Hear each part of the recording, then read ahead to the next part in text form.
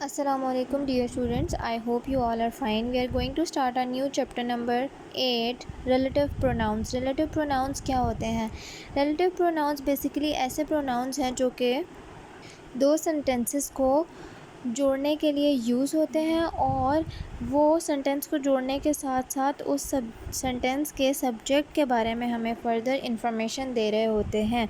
ऐसे noun pronounce को relative pronouns कहा जाता है। रिलेटिव प्रोनाउंस इस्तेमाल होते हैं सेंटेंसेस को जॉइन करने के लिए और ये हमें प्रोवाइड करते हैं देते हैं more information about the subject of the sentence. हमारे सेंटेंस का जो सब्जेक्ट है उसके बारे में फ़र्दर इंफॉर्मेशन देते हैं। सब्जेक्ट जिस चीज़ के या जिस इंसान के जो इंसान बात कर रहा हो या जिस सेंटेंस में अगर किसी चीज़ पर बात हो रही हो तो बात करने वाला और जिस चीज़ पर बात हो रही हो उस चीज़ को ऑब्जेक्ट कहते हैं। और अगर किसी सेंटेंस में काम हो रहा है तो जो काम कर रहा है वो सब्जेक्ट है, जिस चीज़ पर काम हो रहा है वो ऑब्जेक्ट है। तो सब्जेक्ट जो कि काम करने वाला है सेंटेंस में उसके बारे में हमें फ़र्दर एक्सप्लेनेशन या थोड़ी सी डिस्क्रिप्शन दे रहा हो और सेंटेंस को भी ज्वाइन करा हो। ऐसे जो वर्ड्स हैं, ऐसे प्रोनाउंस जो हैं उनको रिलेटिव प्रोनाउंस कहा जाता है जो कि दो सेंटेंसेस को आपस में रिलेट करते हैं। रिलेटिव प्रोनाउंस की एग्जांपल्स होती हैं who, whom, whose are used for people. ये प्रोनाउंस जो हैं ये लोगों की बात करते वक्त इस्तेमाल होते हैं। चीज़ों की या जानवरों की बात करते वक्त हु, whom या whose इस्तेमाल नहीं होगा। Which is used for animals and things. The word which is used for animals and things, ये जो वर्ड है विच वो एनिमल्स या चीज़ों की बात करते हुए यूज़ होता है। That is used for people, animals and things. That जो है वो लोगों के लिए भी, एनिमल्स के लिए भी और थिंग्स के लिए भी इस्तेमाल हो सकता है। ये सिर्फ पीपल के लिए, ये एनिमल और चीज़ों के लिए, पीपल के लिए नहीं। और ये जो है दैट वो पीपल, एनिमल, थिंग्स सब के लिए यूज़ हो सकता है। Read and learn, let's read out the sentences के कैसे जो वर्ड्स हैं, जो प्रोनाउंस हैं, दो सेंटेंसेस को जोड़े हैं, ज्वाइन करे हैं, रिलेट करे हैं। The woman carried the baby, she was my aunt. जिन खातून ने बच्चा उठाया हुआ था वो मेरी आंटी हैं। The woman who carried the baby was my aunt. अब बात किसके बारे में हो रही है?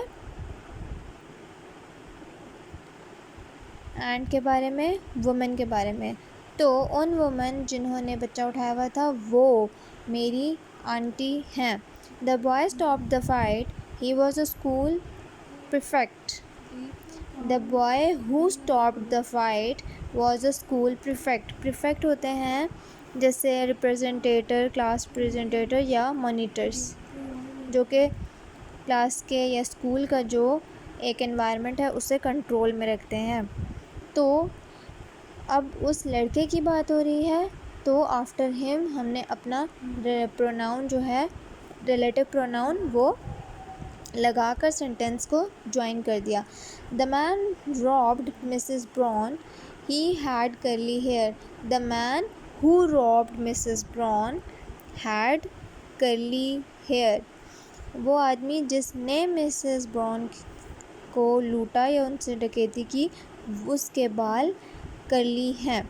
अब जिसकी बात हो रही है उसके एग्जैक्ट बाद जो है हमारा रिलेटिव प्रोनाउन आया है।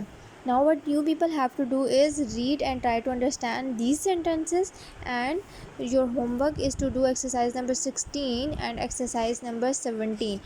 Exercise number 16, you simply have to fill the blanks by using the words which, who and whom. आपने simply जो है which, who और whom को इस्तेमाल करते हुए इन लफ्ज़ों को इस्तेमाल करते हुए इन अल्फाज को आपने blanks को fill करना है। who, whom और which किसके साथ यूज़ होते हैं? सिर्फ people के साथ। अभी हमने पढ़ा तो that is the police officer dash caught the thief, जिसने thief को पकड़ा।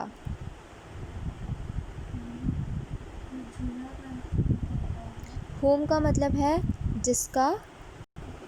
अब हमने देखना है कि हमारा जो वर्ड था who और whom जो कि people के साथ इस्तेमाल हो रहा है, लेकिन जो which है वो सिर्फ animal और things के साथ, people के साथ नहीं यूज़ हो रहा। अब इधर किसकी बात हो रही है? that is the police officer। Police officer people में आता है, लोगों में, इंसानों में, तो which तो यूज़ नहीं होगा, who या whom।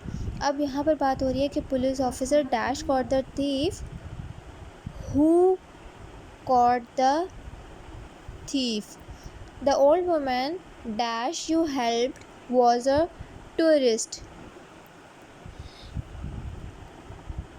अब इधर भी वुमेन की बात हो रही है जो कि एक खातून है जिनकी तुमने मदद की थी, तो the word we use will be whom। whom जिसकी या जिनकी तुमने मदद की थी। पुलिस ऑफिसर हु जिसने, इधर हु जिसने के वर्ड में यूज़ होगा और whom जिसकी।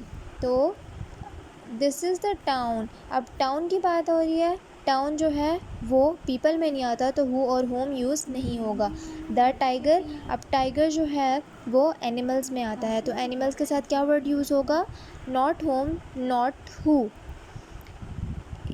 इज़ दिस द वॉच, इधर भी वॉच की बात हो रही है। Now it's easy for you to understand कि आप लोगों ने विच जो है सिर्फ एनिमल और थिंग्स के साथ यूज़ करना है, जबकि बाकी जो पीपल की बात है, पीपल के साथ जो है हु या होम यूज़ होता है। हु और होम सिर्फ पीपल, जहाँ पर इंसानों की, लोगों की बात हो रही हो, उनमें यूज़ होगा। एक्सरसाइज नंबर 17 जो है, आप लोगों ने सेंटेंसेस को रीराइट करना है बाय ओनली यूजिंग दैट और हुज़। दैट जो है, दैट यूज़ होता है तीनों के साथ, पीपल, एनिमल और थिंग्स के साथ, और जो हुज़ है, हुज़ यूज़ होगा सिर्फ पीपल के साथ। हुज़ सिर्फ पीपल के साथ यूज़ होगा। Now these are the tourists, their tour guide is ill. अब ये वो टूरिस्ट्स हैं जिनका टूर गाइड बीमार है। दैट यूज़ हो रहा है पीपल, एनिमल, थिंग्स के साथ, लेकिन इस सेंटेंस में दीज आर द टूरिस्ट्स, जिनका के लिए हम वर्ड यूज़ करेंगे whose। These are the tourist whose tour guide is ill। Next sentence is the lift broke down yesterday, it has not been repaired। उस लिफ्ट की बात हो रही है, वो हमारा सब्जेक्ट है, वो अभी तक रिपेयर नहीं हुई, तो whose जो है वो लिफ्ट के साथ नहीं आएगा, तो लिफ्ट के साथ सिर्फ एक ही ऑप्शन हमारे पास बचा है, दैट। द लिफ्ट हमारे सब्जेक्ट के फ़ौरन बाद हमारा रिलेटिव प्रोनाउन आएगा, the lift that broke down yesterday has not been repaired. हमारा फुल स्टॉप के बाद वाला वर्ड जो है स्किप हो जाता है। हमारे ऊपर वाले सेंटेंस में भी हमारा जो वर्ड था फुल स्टॉप के बाद देयर स्किप हो गया। These are the tourist whose tour guide is ill. इसी तरह इधर भी the lift that broke down yesterday has not been repaired. इसी तरह आपने बाकी सिर्फ दैट और हुज़ को यूज़ करना है। दैट आपको लगाने में बहुत आसानी होगी क्योंकि ये आएगा, हुज़ लगाने में आपको ज़्यादा आसानी होगी क्योंकि ये सिर्फ पीपल के साथ आना है, और बाकी जो चीज़ें हैं दैट जो है वो पीपल, एनिमल और थिंग्स किसी के साथ भी आ सकता है। तो ये थोड़ा सा क्रिटिकल यूजेज होगा। थोड़े से क्वेश्चंस हैं, 8 क्वेश्चंस इस एक्सरसाइज के हैं, और एक्सरसाइज पिछली एक्सरसाइज के भी सिर्फ 8 क्वेश्चंस हैं। You have to do this by yourself. Kindly do your homework, complete your books. After that हम लोग अपना ग्रामर का जो क्रिएटिव वर्क है वो भी स्टार्ट करेंगे हमारे लेसन ख़त्म होते साथ ही, और ताकि आप लोग साथ से साथ करते रहो काम, ये आप लोगों के लिए बेटर होगा। Kindly do your homework, take care of your self, meet you in the next meeting. अल्लाह हाफिज़।